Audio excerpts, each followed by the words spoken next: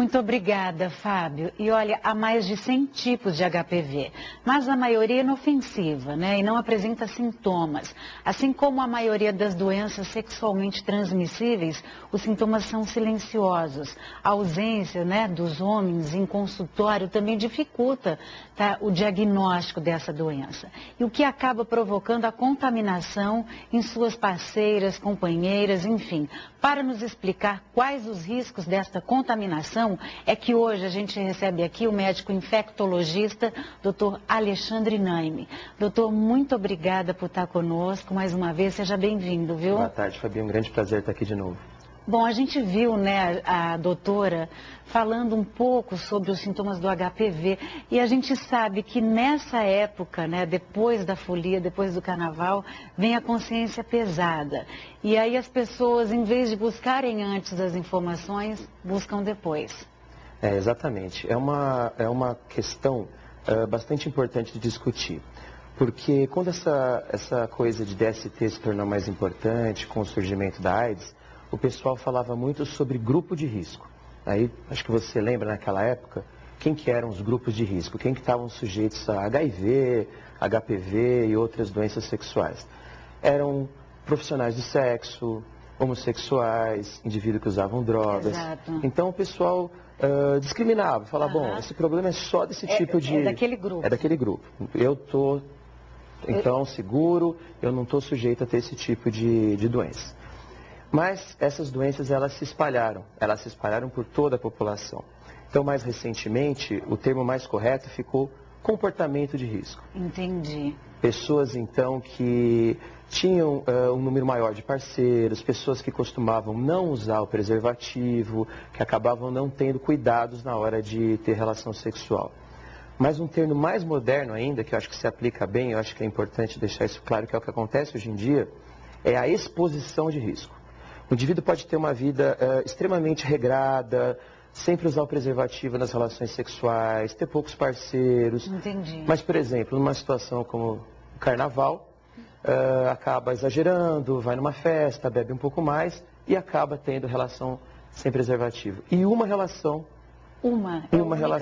capaz. Já é suficiente, então, para a aquisição do HIV, de HPV e de outras DSTs. Olha que isso é um dado muito interessante que o doutor Alexandre nos coloca agora, porque mesmo aquelas pessoas que se cuidam, né, que têm a consciência de que a prevenção está, então, em usar o preservativo, em ter comportamento saudável, numa variante dessa, ela pode ser vitimada. O que leva à conclusão que não pode haver uma quebra da vigilância. A pessoa sempre, em todas as ocasiões, deve fazer o uso do preservativo, deve estar atenta aos métodos de prevenção. Com certeza. Agora, doutor, sobre a questão do HPV nos homens, muito pouco se fala sobre isso. Né? E a gente até nem imagina que, de repente, isso também deva fazer parte dessa conscientização. É porque grande parte dos homens, a maior parte dos homens, como a nossa colega de Marília colocou, é portadora do HPV, ou seja, tem o vírus incubado na região peniana, na mucosa sexual, mas não tem sintoma, não mostra aquele sinal característico da verruga, ou como é popularmente conhecido, crista de galo. Então, na hora da relação sexual, a mulher acha que por não haver lesão, não há doença. Entendi. E acaba aceitando uma relação sexual sem preservativo, e aí ela pode se contaminar com HPV, que na mulher também fica difícil o diagnóstico, porque pela anatomia feminina as lesões ficam internas na vagina. Entendi. E aí você não consegue visualizar com tanta facilidade. Tanto é que é muito importante, então, essas mulheres realizarem, todas as mulheres, né, realizarem o teste do Papa Nicolau. Entendi. Quais outras doenças, né, sexualmente transmissíveis também tiveram um aumento expressivo nesses últimos tempos? Porque a gente fala em doença sexualmente transmissível, a pessoa pensa só na AIDS. Não é verdade. Nós temos, só para contextualizar, quatro grandes grupos de doenças sexualmente transmissíveis, que são os corrimentos, as verrugas, as úlceras e as doenças que não causam sintomas nas mucosas, como por exemplo AIDS, hepatite e outras que podem ter uma circulação sistêmica.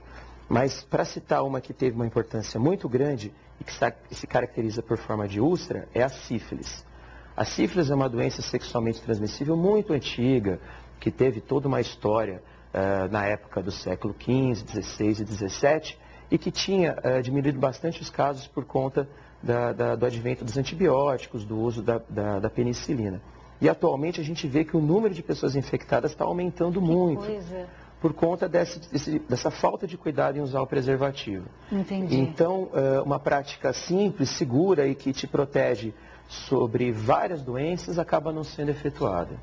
Doutora, as formas de tratamento do HPV, por exemplo, para quem não tomou o cuidado devido, a vacina, que a gente sabe que infelizmente na rede pública, ela só é particular no momento. Por enquanto no Brasil sim, porque o Ministério da Saúde está realizando estudos de custo-efetividade, para ver se realmente vale a pena pagar para ter uma prevenção pela vacina. Deveria, né, doutor? Deveria. E aí é importante que se saiba que essa vacina ela vai ser realmente importante para mulheres que não iniciaram a vida sexual. Isso é muito importante. Tem mãe que fala, imagina que absurdo, com 9 anos eu vou vacinar minha filha para quando ela for iniciar a vida sexual, né, que fica esse tabu ainda. E não é incomum nós verificarmos que às vezes as meninas começam a vida sexual muito cedo, com 13, 12 anos, às vezes até menos.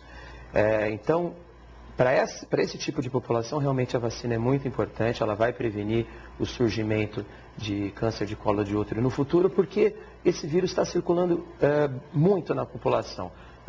A doutora, a colega de Marília colocou, né, mais de 50% dos homens se mostraram portadores do HPV, mas não tem os sintomas, então a mulher não sabe e acaba se infectando.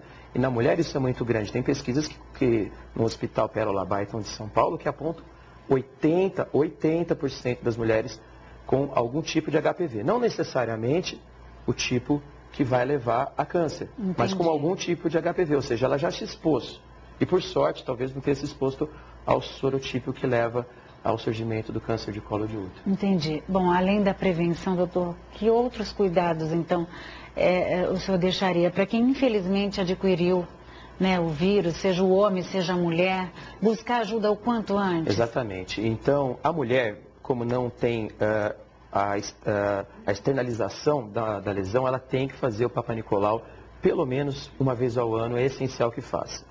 No homem, qualquer verruga, qualquer tipo de anormalidade, qualquer tipo de saliência no pênis que lhe pareça estranha, que lhe pareça incomum, que não esteja lá, deve-se procurar primeiramente a unidade básica de saúde ou então diretamente o urologista ou o dermatologista. O HPV tem cura. Isso é bom saber. Em relação a você tirar a lesão, mas o vírus fica incubado. Pode aparecer mais para frente. Existem várias formas de tratar o HPV.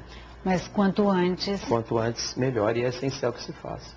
Tá ok, doutora. A gente deixou o contato da Unesp e Botucatu para quem quiser tirar outras dúvidas com o doutor Alexandre. E a gente agradece demais, mais uma vez, a sua vinda e até uma próxima, viu, doutor? Foi um prazer, Fabi.